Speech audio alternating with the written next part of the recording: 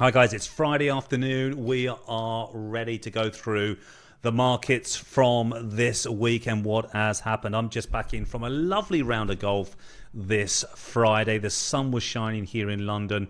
It was an absolute pleasure to be out on the golf course. However, the stock markets and gold and Bitcoin, we're going to dive into those markets here and just show you what has been happening this week and the potential of next week. And then we're going to just look at the volatility index, because that really is the key, and that's a little secret there for you to take a little look at the VIX, because that can give you some timing of when to buy the stock market once again. So let's take a little look at the NASDAQ here. We are red on the system, pro trend system. We are down. We've been down since last Friday. So we've gone a week with red pro trade system. We're sitting at this line here. This is a bit of a hot zone for me where we're sitting at this Friday. Now, I've got to say to you, this candlestick is still open. I'm doing this update at 4:15 on Friday, the 21st of November. We're sitting right here. You can see the price on the right is still moving. So however it closes tonight, it's going to be probably red unless something else changes. And we've got projected targets all the way down here, which is at 23,260, which is 2.8, our risk reward ratio. Okay, so which is a nice risk reward ratio, 2.8. So looks like we're just stalling here. We're holding at our hot zone on the NASDAQ. However, guys, you've got to be aware of this. The weekly time frame was so extended. The storyteller momentum indicator was so high up, and then we're now starting, well then, and I would say not then, I would take that back. I'm talking about now, right now, we're getting a red pro trading system sell signal. Look, I've still got a few hours to go before the end of trading today. And remember, we're based here in London. So into the evening this evening, after 9 o'clock p.m., we're going to see this, whether it's going to close red or it's going to stay green. I think it's going to be red, guys, because we've had this we're due a sell-off.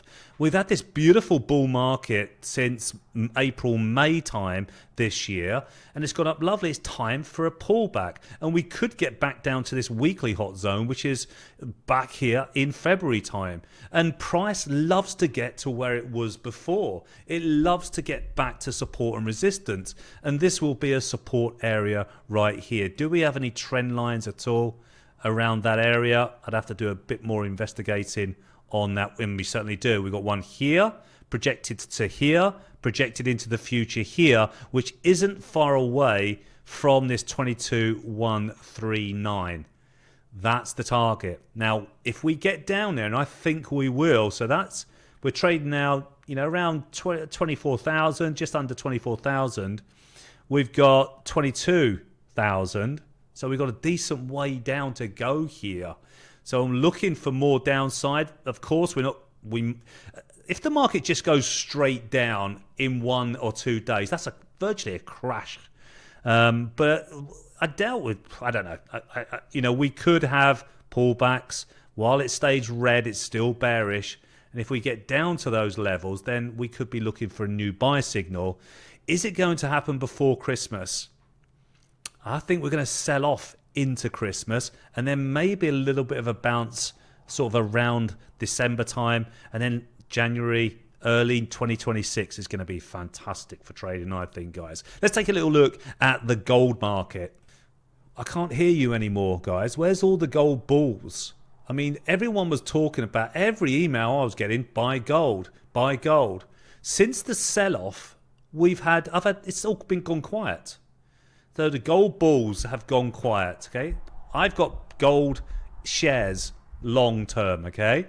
However, the price of gold is stalling. What you can see here, I've drawn a trend line through the highs, and I've taken one from here to here to here, projected into today. We're turning white on the system. White on the system here means low volatility, which means that we're going to have a big move coming. All right, now with a triangle formation is normally a bullish pattern, and it then is followed by a breakout to new highs in a wave 4. Now, we could argue this is a wave 4 and this is wave 3 up. So that was a lovely momentum. We started off with low volatility. We exploded with greens and never looked back. No reds at all until we got into this period of time in October with sideways. We went long a little bit here. We turned the bot on and took some long trades automatically. But now we're neutral. We're sitting here sideways. I'm waiting for the next move. If we turn red on Monday, we're going to probably break down to 3838, 3580, and possibly our third target will be 3407. Could it happen? Absolutely. Everyone's long gold. Any sign of sell-off, we may see some positions being liquidated. However, the next move up, the next green buy signal could go above these recent highs and reach 5,000. We've not got any projected targets long yet because it hasn't fired a green candlestick. So gold is in neutral territory here. I'm waiting for a move. I think the next move is going to be great.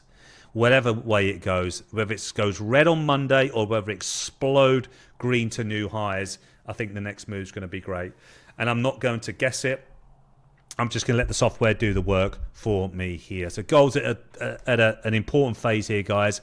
You would think that with stock markets going down, gold goes up. It doesn't. It's not always the case. It's not always the case. You know, with the stock market going down and under a little bit of pressure, there's no crash or anything like that yet, maybe. And you know, you can see it's sort of neutral. So I'm in just hurry up and wait with the gold market. Take a look at Bitcoin here. It's been bearish all the way down. We got sell signals here. Then we try to rally, and that's the key, guys. As we rally, we don't hold and change and flip back to red. Straight away, we're making lower lows, well, lower highs to start with. Okay, so that is a lower high. Page 1 of technical analysis is what is a trend. Okay, downtrend is lower lows and lower highs, and this rollover here was a lower high into a red pro trend system and then flush all the way down to these low 80s now. So we're in 82,000 we're trading at. We hit profit target day 81,350. So here's my thought on Bitcoin. Now I need to go up a time frame here. You can see I've got some drawings on my chart here on the weekly chart, and let's just talk about the story of Bitcoin really from a charting point of view. We grew from these 17,000, 19,000s here and just kept making higher highs and higher lows, and then this zigzaggy type formation here. Look, this little one here, guys, you see how the price comes down, up, down, up, down, and they're waves. They're little waves, aren't they? They're like zigzags here. When there's a zigzag formation like this, that means it's a correction in a trend. Okay, so you can see we're making higher highs and higher lows and then zigzag, you know, inside each other. Each wave comes back inside each other, down, up, down, up. That means it's just a correction. It's a correction within a trend. Okay, so the trend resumes from there. Up we go, pull back, up we go, pull back. And then when we got to these highs right up here, if you just look back out the window down below, you can see that we've come from a very long way as a trend. Most trends go in 5 waves, and you can easily count 5 waves here, however you want to draw it, and sub counts here as well. And we went in 5 waves. We looked out the window and we had a long way down. Now, a key for this 5-wave top was also this bearish divergence.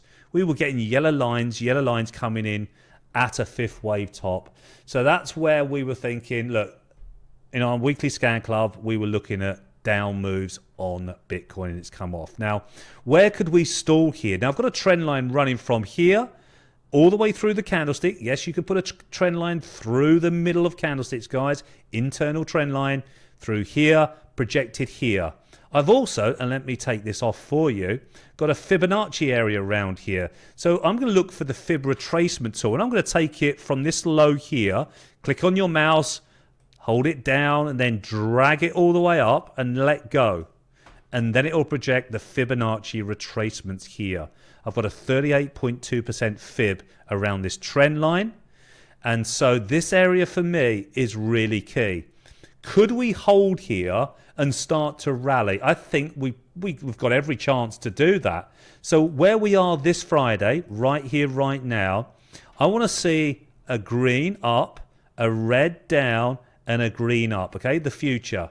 I'm trying to read the future here. I'm looking for, this is the past.